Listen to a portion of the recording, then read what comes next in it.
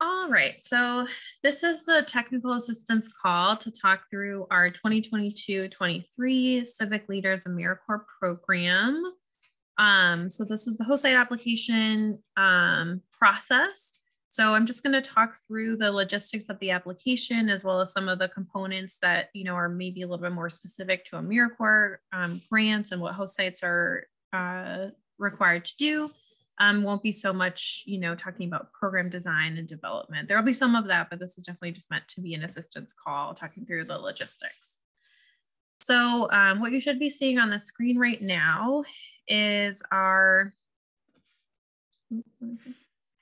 so this is the application instructions, which everyone will gain access to. This is available on our website as well. So it does have kind of the link and everything there. And so this is just kind of like the background information that everyone should know or will need to know when they fill out the application. So there's different components, and I'm just going to go through them one by one, and then we'll actually look at what the application itself looks like. And one of the reasons that we do these technical assistance calls is that we don't want folks to feel intimidated by our application process, right? This is part of a federal program, but we are definitely like your partners in this. So we don't want this to feel like it's an insurmountable task when we require this information. It's just that in order for things to work out on our end to get things up and running for the grant side of things, we just need this information from folks. So just as an overview, it gives a reminder of who we are as an organization and what we're looking for. So this particular program is based in the state of Iowa. So even though we're Iowa and Minnesota Campus Compact, this is a state-based grant. So it's only functional in Iowa, at least for the foreseeable future. And then just reminding folks that this program specifically is focusing on retention of college students who identify as first-gen, low-income, and/or students of color. So our AmeriCorps members will create and sustain relationships, ongoing relationships with those student populations, providing them with needed support, such as academic and personal success. And then also a program priority area for us is just guiding our AmeriCorps members and their student or program beneficiaries through civic identity development, which we use a civic competencies framework and programming to do so. We do anticipate this program will start in August, and that's just the life cycle of the grant itself. So the main components of this grant and the application is that selected sites will receive AmeriCorps positions to support the implementation of your retention efforts. And that is done on a yearly basis.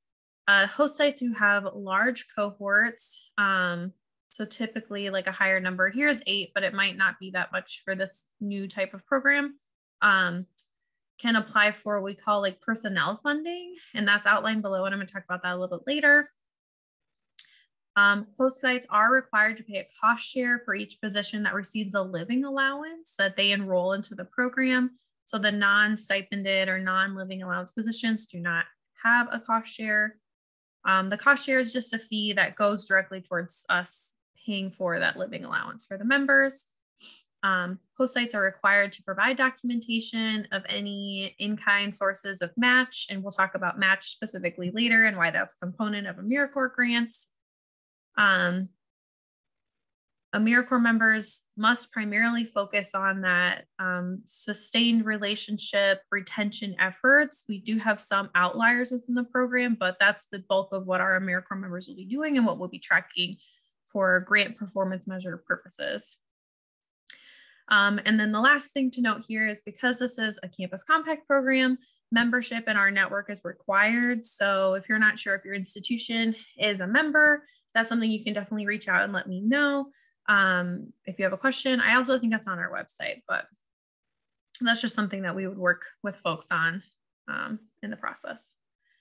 So this is just an overview and reminder of what our positions are available. So we have 4 different position types that folks can apply to. So we have the full-time position. That's an individual who will work roughly 40 hours a week. They receive a living allowance, so they do have a cost share. Half-time folks work for 9 months at around 25 hours a week, and they also receive a cost share because those 2 types, right, are working more hours. And then the other ones are non-stipended, so they do not have a cost share. So this will probably be the bulk of folks' programs.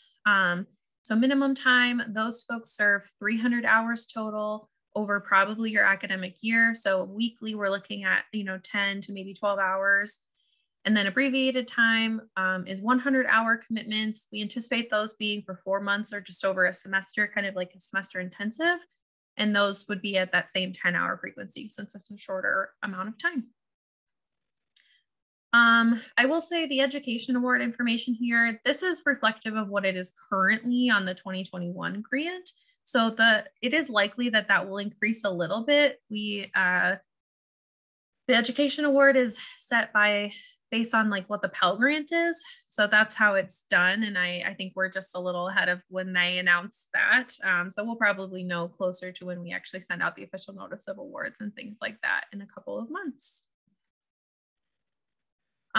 This is an overview and reminder of member activities. So again, this is stuff that I covered in our information session, so I'm not going to spend a lot of time over them. The one thing I want to make sure that you all keep in mind is that when you look at these position options, as well as who might your ideal candidates be, what are the possible service activities that they can be doing, is that we've built it so that you can pick and choose which position types you would like, right? So you can kind of scaffold things out. You can have a full-time member and just have a handful of minimum time folks. You could only have minimum time folks. The one thing that we most likely wouldn't be able to support is if you only wanted that 100-hour position type, because those members, at least how we have currently set up the program, is those folks aren't doing the like sustained relationship building. They're doing more direct service. So that's one thing to maybe just plan for, is you can kind of pick and choose and scaffold out if you want different levels of support, or if you just want one kind of support when you're thinking about your program design and how you would like to support your students on campus. So again, these are just in here as reminders. I'm not going to go through them. Prohibited activities, again, this is in here. I covered it in our information sessions. So this is just helpful guidelines to keep in mind, again, as you design your program. These are just things, right, that federal employees and AmeriCorps members cannot do. So just please keep these in mind as you think about what you would like your AmeriCorps members to be doing. Cost share. So I did mention this a little bit earlier. So host sites are just required to pay a cost share if there's a living allowance associated with the position type. We set cost share at like 1/3 of the living allowance cost, just so that, we can kind of balance out the money that we are committing and the money that you all are committing. The thing to keep in mind with cost share is that, let's say you requested like 2 full-time positions, but you only end up recruiting and enrolling 1. Even though in our agreement with you, right, we would have that you have 2 full-time positions, so your cost share would be $12,000. If you only enroll 1 person, we're not going to ever charge you for cost share for someone that you didn't enroll. We also distribute the cost share payments quarterly. So let's say, knock on wood, this never happens to folks, but if you have someone who only serves half their term, we would bill you for like 2 quarters most likely. And then once they exit from the program, we don't come out and try to get the rest of the payment, because obviously we're not making the payments for their living allowance. So we wouldn't expect you to continue to support your portion of that. The other thing to keep in mind with cost share is, like, once we have received payment from you, we cannot legally give that funding back to you. It goes to the federal grant. So that would be like us getting a reimbursement from the federal government, and we would need a lot of paperwork to do that kind of a thing. So just keep that in mind. We do have a personnel funding opportunity. So I mentioned this earlier. So essentially personnel funding is just to support your administrative costs for managing the program and supervising your AmeriCorps members. So this individual would be a staff person, most likely at your organization, who will directly be supervising your AmeriCorps members. And so they basically would become like a contractor on the grant. Does come with paperwork because we're dealing with a federal grant. That's what we do with our, we call them like a time and effort form. So those are submitted monthly, and then we reimburse your costs for that. And then we also need to be provided at the beginning of the year an annual certification of that individual's salary and benefits, because we will, even if they're a salaried staff person, we can only charge them like hourly based on what that rate is. And we have a whole template and all of that. So that's one thing we really have enjoyed doing the last few years with our grant. Even with all the paperwork, it's just another way that we as an organization can support you in your efforts with all of this great things that you're doing. The one thing to keep in mind when you are applying for personnel time or thinking about how to budget out like what your request should be, would be, let's say you have a staff person who 100% of their time is supervising and managing the AmeriCorps grant, like maybe you would start a new position. We can only reimburse 50% of that position. So if they're 100% on the grant supervising members, right, I'd assume you'd have a bigger program. We can only reimburse you for 50% of those costs, and then you would document your match of the other 50%. So another example that's maybe not as like easy math wise would be if you have someone who's 50% of their job is devoted to supervising AmeriCorps time, we would only be able to reimburse up to 25% of their time, and you have to do the other 25% to meet that 50% of their workload, but 100% of like what they're doing on AmeriCorps. We obviously can't reimburse costs, or you couldn't count your match as anything that is not related to the AmeriCorps grant, because obviously that would be using federal funds to support something that is not federally funded. Obviously there can be a lot of questions around that, so happy to talk in more specifics if you aren't sure quite how to budget around for that and what that looks like. So the other side of what AmeriCorps state grants require. So this is an AmeriCorps state grant, right? We're only operational in Iowa. So because AmeriCorps at the federal level and at the state level is investing certain amount of funds into the program, right? They want to see a demonstration that sites are investing in that, and that sometimes looks like cash money, or sometimes it's just in-kind resources.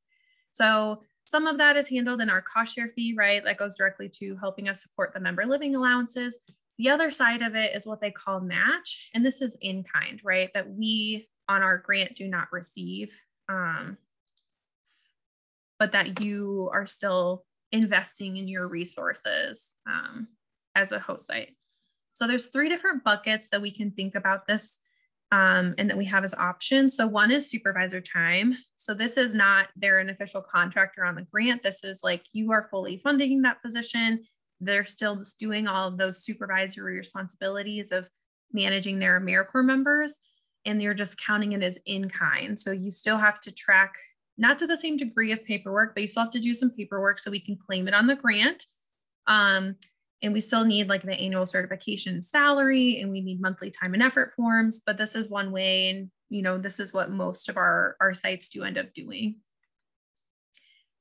The other option is housing. So you could provide a housing benefit to your AmeriCorps member. You have to really keep in mind here that you cannot just give them money. So you can't say like, oh, your rent is $500 a month. I'm going to give you $200 a month, just like write you a check. You can't give them money. So you could give them, either maybe you give them free housing or discounted housing on campus. That's an option that a lot of programs have done in the past, or you could pay a certain amount each month, or however you would want to do that, directly to their property manager. So you're not giving them, right, that cash money. That's just something that AmeriCorps has as a requirement. So there are some caps here, because especially for the members who receive a living allowance, their benefits from the program cannot exceed a certain amount. So if you have a full-time member, their housing benefit or any other benefit you would give them could not exceed a total of this amount, and $12,200. And then half-time members, right, it's about the same. It's a little different just how the math works out. But again, that's because when we add this number to what their living allowance actually is, it's because that's the maximum amount that a member in that position could ever earn within the program. So that's why those numbers are there. There's no limit for AmeriCorps members who are not receiving a living allowance, so who are what we call education award only. The third option that some sites like to do, because maybe they don't want to do the other paperwork, is that you have an additional cost share fee, and that would be based out and kind of prorated on what position type we're talking about. So if you don't want to go through the paperwork of the supervisor time and documentation, or you're not able to maybe offer like housing benefits or something like that, you could opt to just pay an additional fee per position type. And again, the reason that this is one of the options is because AmeriCorps wants to see what we as a host site and as our communities, right, are equally investing or proportionally investing into the AmeriCorps program, just to demonstrate buy-in and demonstrate support at that local level. So this is how it's broken out for each position type, the original cost share, and then the additional cost share per member. And again, this would only be for folks who are enrolled. So if you went this option and you only had minimum time members, right, there's no initial cost share just for having folks in that position. But if you opted for this, and let's say you requested 10, we gave you 10 positions, but one person at the very last second like fell through, so you only have 9, we would only end up charging you for those 9 that you had enrolled, because again, that's just how we handle those processes. The thing for match is that you have to choose one of these 3. So, right, most often we see and work within supervisor time. The only time that folks don't have to do a match requirement in this regard is if they are applied for and are awarded personnel time, because then you're already doing the work, right, of showing that we're paying you X amount to work on the grant, and then you as the host site are already matching that like 100%. So you're doing the matching work. It's just through that process versus this other process. So unallowable sources of matching funds. So these are just things to keep in mind. So again, everything on this list is there for a reason. I won't go through the whole list, but you can kind of just see, like, you can't count like tuition or scholarships that you're giving for your members outside of the education award. You can't count like fines or penalties or bad debt, any construction or renovation of buildings, any costs that you may be having associated with your application, right? They just want to see what it is that you're investing into the support of the actual members who are helping you implement your programming. So that's why a lot of these are in here as well. Same goes for like those prohibited activities that, were mentioned earlier and in our information sessions, right? Political activities with the Hatch Act and all of those things, right? Can't be counted as match. That's another reason that we have these kind of 3 main categories that we just focus on as a program. All right, so that's hopefully all that you need to know to think about just the logistics of what's happening, other than just like designing your program right. So here is the actual form questions, and I'm just going to, this is here as a resource in case you're one of those people who doesn't want to just work out of the form itself and you just want to like copy paste this into a Word document, which I would recommend. But this is just verbatim what's in the actual application. So let me go back to the top and just show you, just for visual sake, what the application itself looks like. And this is live, so you can definitely look at it now. So this should also have all of our helpful links. The request form instructions are linked right there in case you ever want to hop back to them. This is our link to our website here. And then obviously today we're doing the technical assistance call, so that will change once I get this recording up and running on YouTube. So you can save and resume later. You only have 30 days from when you click save and resume. And the other thing to keep in mind is that we do not have access to whatever information you have saved. It doesn't upload that into the system. So I would just recommend that, at least for your initial stage, until you get much closer to being ready to submit, that you work within like a Google Doc or a Word doc or whatever you need to do locally. So in case something magically happens with technology and you lose all your hard work, I don't have to tell you that, oh no, we don't have access to all of your hard work. So the other thing that I really want to draw everyone's attention to as well is like any questions that you have about the application process or your program design, like please bring your questions to me. This is my contact information. I also have a Calendly set up, and that's what this link goes to, is setting up like a one-on-one. And it could be like where we just talk through the application. It could be how we design or brainstorm your program to, make sure that it's a good fit and you're have all of your questions that you would like answered. So that is what the purpose of this is. So here it is. So obviously the top part is the applicant information. So this is who's applying. So your name, your institution, what department you are in, your title, email, all of that good stuff. We also ask at this stage if you or someone else will be responsible for supervising the AmeriCorps members. So if you're not sure, you can just click that. And if you are, great. If you're not, it'll just prompt you to put the information in there for who will be supervising, because sometimes we have, main contact who's not the direct supervisor. The next section is program priorities and design. So these are just an overview of what our program goals are again. You can kind of look at that in our information packet, which is here. Ta-da, all of the stuff. I think I just have to click back. Okay. Yes. So this is where you're just going to tell us a little bit more about your program. So describe your proposed program and how you plan to serve your currently enrolled students who identify in those categories, right, which is our program's target population.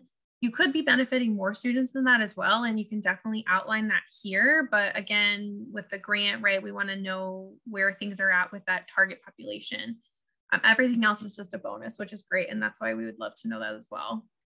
Don't feel like you have to go on for like pages and pages. Like I put a random word limit in here. It's not actually going to like cut you off at that word limit, but just, you don't have to feel like this is like a research paper. Like we just want to know what your approach is for your design and how you are going to be utilizing your AmeriCorps members at your campus. And that is what the next question is, right? Which is detailing the way in which you'll use your members, right? So what will they be doing? How will they be working with you or other folks on campus? So just kind of, again, outlining the way that your program is designed to help us meet our program priority areas and help you meet, your own initiatives that you have on campus. Then we do get into here, which is our performance measure. So I just list these out so that they're helpful context for you. So we'll be looking at the number of individuals who are receiving services, services being from our AmeriCorps members. And here I break down what those words mean. So individuals we're defining for our target population, right, as those students who are currently enrolled at your institution who identify as first gen, low income, and or students of color. And then receiving services, right, are just individuals who are receiving direct support from your AmeriCorps members or like you as a staff person overseeing the AmeriCorps program. The other performance measure is the number of individuals who persist to the next academic semester. So individuals is the same description as above. And then persist is just individuals, right, who are retained at college, who are enrolling from one semester into the next, enrolling in classes. So you can just put estimates here, like we're not asking you to put the reality, right? So just put your best estimate here based on like your student population, who your target population might be within that subset, and just put a best estimate here so we can kind of get a feel for the scope of your program. All right, the next section is your requested position. So again, this is just kind of a reminder of that same chart that I showed you all earlier. You can also review the program info here. So this is just where you put in your request. So if you don't want a specific position type, you can put a 0 or you can just skip it. Not all of them are required. So you could put a 1 or you could put a 0. So you're just put in here what you are anticipating having, and then this will kind of populate. So I'll just show you here. So I put 1 in each position type so that it just automatically calculates it for you. And then it will also calculate for you the total value of your positions, which is just the living allowance, if that's applicable, plus the education award. That's a great number to look at based on, if you have a cost share or if you don't. and then also what your total possible cost share is based on how many positions you're requesting. So if you're also wanting to play around with the numbers and figure out that, you can kind of play around in here. Yeah, so this is strictly just the numbers, and that's where earlier above, that's where you kind of tell us about your program design and things like that.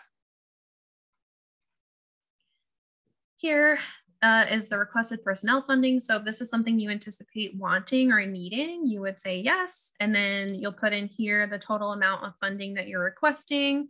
Obviously that will be based proportional on maybe a staff person's salary and how much of their time you want based on the AmeriCorps position. So you'll put, you know, maybe we'll just put like 10,000 in there just as like a safe placeholder. You'll upload their job description, maybe as it currently exists, or if this is like in a draft form because you anticipate a new position, you can upload that here as well. And then the total percentage of the staff time, just putting that in here of like, you know, oh, it's 100%, you know, of their staff time. Does it allow you to do percent? 100% or 50%, 20%, whatever it might be. And then we also just ask for some more information about how you plan to utilize these personnel funds from the grant to help your campus better supervise members, or ultimately, right, to benefit your program beneficiaries, so your student population. Just so we get a better understanding of how things are running at your site. If you aren't requesting any of that, obviously you'll just select no and it won't ask for anything else. I'm going to keep it at yes. Match requirements. So this again, these are required things. So if you are requesting personnel funds, then you'll just select this first one and it will just tell you right here what your match requirement is. And you'll notice that's like a 1-for-1 match from above because, you know, whatever we invest, you have to equally invest into that staff person, right? The other options, of course, are, you know, you'll document supervisor time as match. So we just ask you to provide that person's contact name, whether that's one person or several people, you know, depending on your campus situation and how you want the members to be best utilized and situated, that's how you'll do it. The other option is housing. So we just want to know, are you going to provide housing on campus or payments made directly to a property manager? And then what that anticipated amount is, because, right, we have things that it can't exceed. So just to keep in mind, and that's it per member. That's not total, like, so it can't exceed that per member, not just overall. And then the last option is if you want to pay additional cost share per member, and then it will just automatically calculate based on the number of positions and the types of positions that you requested. So it will calculate that for you. The next section here is just a overview and kind of a wrap up. So it'll give you, here's your total number of positions requested, your total number of requests or your total requested personnel funds, the total value of your AmeriCorps grant. So again, that's, you know, if what the value is of the education awards plus the living allowances, plus if we granted you the requested personnel funds, that's kind of encapsulating there. And then also what your total cost share would be based on the application. And then you just click submit. That's all it is. And again, this is just information that we request from you all because it's stuff we need to know in order to manage the grant and stuff we have to answer right to our AmeriCorps grant host or sponsor, which is Volunteer Iowa. And like I mentioned, you can save and resume later. In order to do that, you have to actually, like, I didn't put my information at the top because I'm just demonstrating, but you have to put your email, obviously, and your name, and that's how it will send it to your email. And then you just access that link in your email. Like, I don't have access to the link, or if you submit it, like, we don't have access to that. But again, all of those questions and everything are outlined here at the very bottom. So if you want to have it just in there and not work from the form stack, you don't have to. And everything is there. Yeah, and that's all I have. So I'm going to stop the recording and we can do some Q&A if folks have questions. And of course, I'll be saving the recording of this training onto our website. So yes.